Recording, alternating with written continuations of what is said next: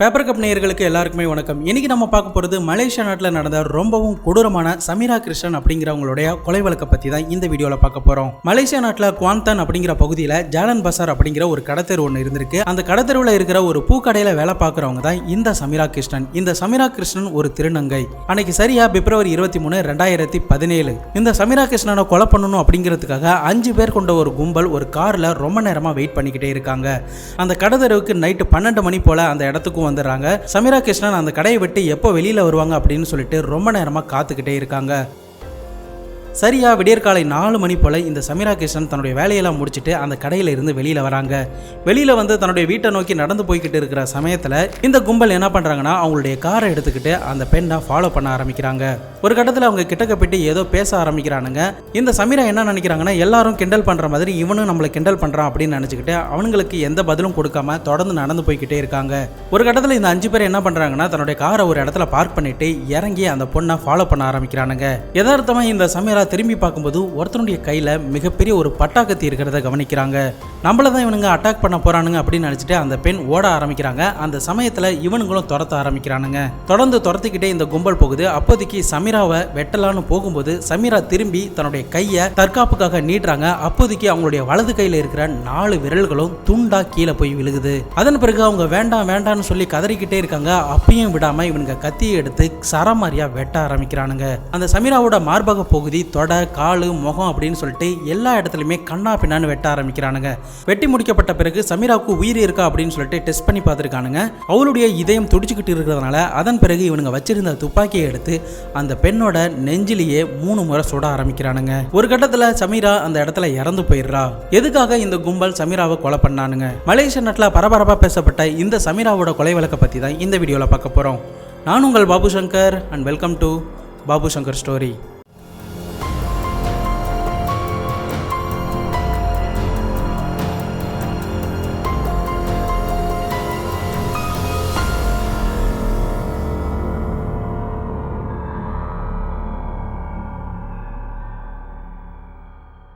இன்ஸ்டாகிராமில் ஃபாலோ பண்ணாதவங்க ஃபாலோ பண்ணிக்கோங்க. டெலிகிராம் குரூப்பில் ஜாயின் பண்ணாதவங்க ஜாயின் பண்ணிக்கோங்க.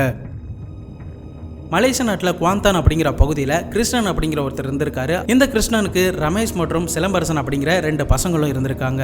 இந்த 2 பசங்களில் 2ஆவதா பிறந்தவன் தான் இந்த சிலம்பரசன். இந்த சிலம்பரசன் வளர வளர தான் திருநங்கை அப்படிங்கிறத உணர ஆரம்பிக்கிறாங்க.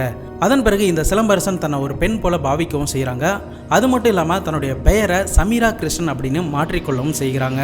இதன் காரணமாக அவங்க வீட்டில் பிரச்சனைகள்லாம் ஏற்பட ஆரம்பிக்குது. அது மட்டும் இல்லாமல் இந்த சமீரா கிருஷ்ணன் என்ன பண்ணுறாங்கன்னா அந்த வீட்டில் சண்டை போட்டுக்கிட்டு 265 கிலோமீட்டருக்கு தொலைவில் இருக்கிற கெலாங் அப்படிங்கிற பகுதியில் வாழவும் ஆரம்பிக்கிறாங்க.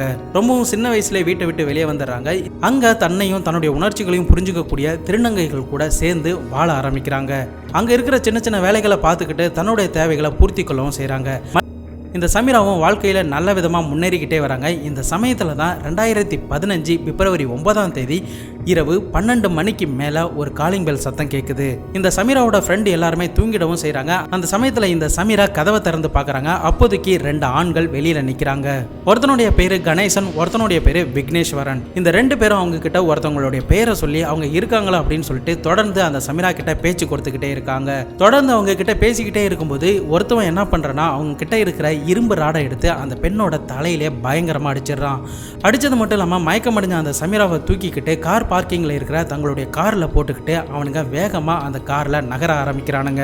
அதன் பிறகு சத்தம் கேட்டு அவளுடைய தோழிகள் எல்லாமே வெளியே வந்து பார்க்கும்போது கார் அந்த இடத்தை விட்டு வேகமாக போகிறத அவங்க கவனிக்கிறாங்க. கொஞ்ச நேரத்தில் போலீஸ் அதிகாரிகளுக்கும் தகவல் கொடுக்கப்படுது. போலீஸ் அதிகாரிகளும் அந்த அபார்ட்மெண்ட்டுக்கு வந்து அங்கே உள்ள சிசிடிவியை செக் பண்ணி பார்க்குறாங்க. அப்படி செக் பண்ணி பார்க்கும்போது 2 பேர் காரில் சமீராவை கடத்திட்டு போகிறது தெளிவாக பதிவாகி இருந்திருக்கு.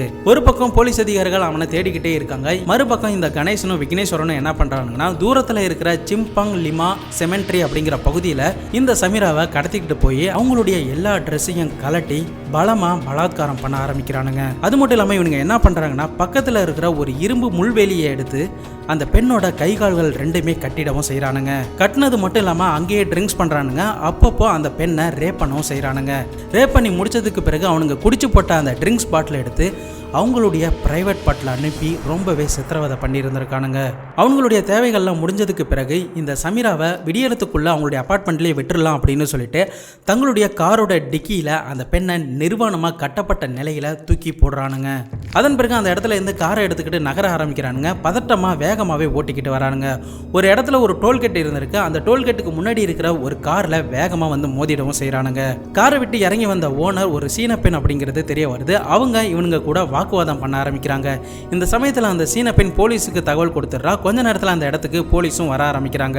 வந்ததுக்கு பிறகு இவனுங்க 2 பேருக்கிட்டையும் விசாரணை பண்ணும்போது 2 பேருமே பதட்டமாக முழிச்சுக்கிட்டே ஆன்சர் பண்ணுறதுனால போலீஸுக்கு சந்தேகம் வந்து அவங்க என்ன பண்ணுறாங்கன்னா காரோட டிக்கியை காட்டுங்க அப்படின்னு சொல்லிட்டு காரோடைய டிக்கியை திறந்து பார்க்கும்போது இந்த சமீரா உடம்புல ஒட்டு துணி கூட இல்லாமல் கைகால்கள் எல்லாம் கட்டப்பட்ட நிலையில் உடம்பெல்லாம் கீறல்கள் நிறைந்து அந்த டிக்கிக்குள்ளே இருக்கிறத போலீஸ் அதிகாரிகள் பார்க்குறாங்க. அதிர்ந்து போன போலீஸ் அதிகாரிகள் இந்த 2 பேருமே உடனடியாக கைது பண்ணுறாங்க. மறுபக்கம் இந்த சமீராவை பக்கத்தில் இருக்கிற மருத்துவமனையிலையும் சேர்க்குறாங்க. இவங்களை கோர்ட்லையும் ஆஜர் பண்ணுறாங்க. பிப்ரவரி 11 இருந்து 16 வரைக்கும் இவங்களை ரிமாண்டில் எடுத்து விசாரணை பண்ணலாம் அப்படின்னு சொல்லிட்டு கோர்ட்டில் அனுமதியும் கொடுக்குறாங்க. மறுபக்கம் இந்த சமீராவுக்கு ட்ரீட்மெண்ட்லாம் போகுது. உயிருக்கு எந்தவித பாதிப்பும் இல்லாமல் சமீரா மறுபடியும் பழைய நிலைமைக்கே மாறுறாங்க. அதன் பிறகு போலீஸ் அதிகாரிகள் இந்த விக்னேஷ் கிட்டையும் கணேசன் கிட்டையும் விசாரணை பண்ணும்போது என்ன சொல்கிறாங்கன்னா இந்த சமீராவும் அவளுடைய தோழிகளும் பக்கத்தில் இருக்கிற ஒரு கோவிலுக்கு வருவாங்க. அப்படி வரும்போது அவங்களுடைய கழுத்தில் நிறைய தங்க நகைகள்லாம் இருக்கும். அதன் காரணமாக அந்த தங்க நகைகளை நம்ம எப்படியாவது வழிப்பறி பண்ணணும் அப்படின்னு சொல்லிட்டு அன்னைக்கு சமீராவை கடத்தி அவளுடைய தங்க நகைகள் தான் முதல்ல கேட்டோம். அதன் பிறகு தான் அவளை ரேப் பண்ணவும் ஆரம்பித்தோம் அப்படின்னு அந்த விசாரணையில் சொல்ல ஆரம்பிக்கிறாங்க. மறுபக்கம் உடல் தேடி வந்த சமீரா கிட்டையும் விசாரணை பண்ணும்போது அங்கே நடந்த எல்லா கொடுமைகளையும் சமீரா ஒன்று விடாமல் போலீஸில் சொல்லிடவும் செய்கிறாங்க. சமீராவோட வாக்குமூலம் ஸ்ட்ராங்காக இருக்கிறதுனால இந்த 2 பேரையும் கோர்ட்டில் ஆஜர் பண்ணி விசாரணை நடத்தப்பட ஆரம்பிக்குது. அந்த சமயத்தில் சமீரா அவங்களுக்கு எதிராக சாட்சி சொல்லவும் ஆரம்பிக்கிறா.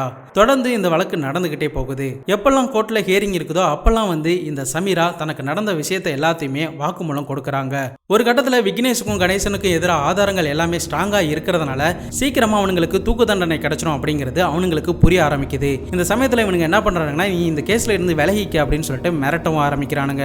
ஆனால் உறுதியாக இந்த சமீரா என்ன சொல்கிறாங்கன்னா நான் இந்த கேஸில் இருந்து விலக மாட்டேன், உங்களுக்கு கண்டிப்பாக தண்டனை கிடைச்சே ஆகணும் அப்படின்னு உறுதியாக இருக்காங்க. தொடர்ந்து அவங்க சொல்லிக்கிட்டே இருக்காங்க. ஒரு கட்டத்தில் இவங்களுக்கு கோபமும் அதிகமாகுது. 2017 மார்ச் 20 இருந்து 23 வரைக்கும் கோர்ட்டில் ஹியரிங் இருந்திருக்கு. இவளை நம்ம கொலை பண்ணிட்டா இந்த ஹியரிங்க்கு வரமாட்டா, நம்ம இந்த தண்டனையிலிருந்து தப்பிச்சிடலாம் அப்படின்னு சொல்லிட்டு இவனுங்க என்ன பண்ணுறாங்கன்னா ஒரு கூலிப்படையை வச்சு அவளை கொல்றதுக்கு திட்டம் தீட்ட ஆரம்பிக்கிறானுங்க.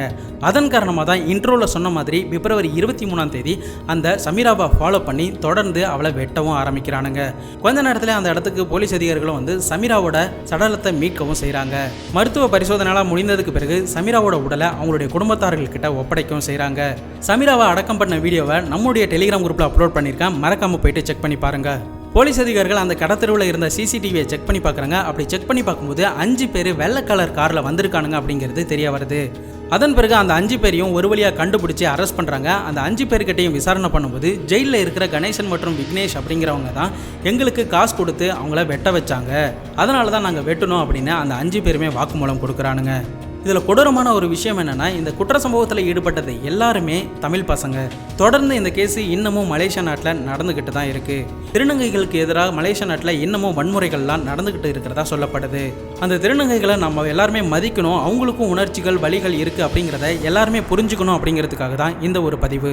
இந்த வீடியோ எப்படி இருந்துச்சு அப்படிங்கிறத மறக்காமல் கமெண்ட் பாக்ஸில் சொல்லுங்கள். வேறு ஒரு வீடியோவில் வேறு ஒரு கதையோட உங்களை வந்து சந்திக்கிறேன். அது வரைக்கும் உங்களிடமிருந்து விடைபெறுவது உங்கள் பாபு சங்கர்.